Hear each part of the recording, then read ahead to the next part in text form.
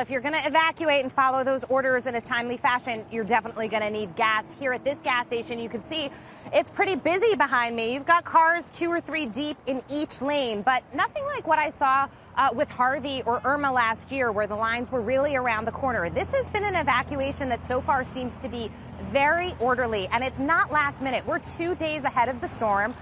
Gasoline supplies right now, sure, there's a lot of demand here, so some gas stations have run out, but they've been refilled, and everybody seems to be getting what they need. No gas line fights or that kind of thing, although you do see some people filling up those red gas cans with some intentions of potentially hunkering down and staying. We talked to some folks who have generators and think that they're going to be able to make it. That is a tricky call if you speak to the authorities, local or statewide. They are saying, especially in the coastal areas, it's very important to take safety seriously and get out of town. And we can see on the main thoroughfare here coming out of the beach community, traffic is definitely heavier on the way out than it is on the way in. But mandatory evacuations have not gone into effect just yet. So you have some people trying to gauge the storm themselves, listening to the reports, seeing if maybe it will weaken or whatnot, even though, as I said, the authorities on the ground and at the federal level have said, don't do that. Don't stay to protect your stuff.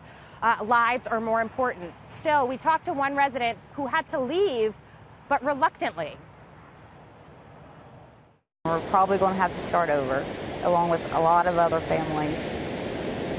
And then the ones that are going to be trapped here that can't get off. I know like 7 families that don't even have a car to get off. Tell me about that. And they're just going to board up their windows and pray for the best. So certainly an issue here. That woman actually said that if it wasn't for her 3 children, she would stay with her friends and those folks who have to stay here. She said, my life is here. Where else would I go? I said, even if you would risk it and potentially deal with flooding and massive damage, she said, if I didn't have my children, I would stay. So a lot of personal decisions are being made in a storm like this, but hopefully everyone will heed the safety warnings and they will take their safety measures first for themselves and their families. And I'll just add one more thing. Earlier today, President Trump echoed the sentiments of North Carolina and South Carolina governors declaring a state of emergency. He has just done that for Virginia as well, guys.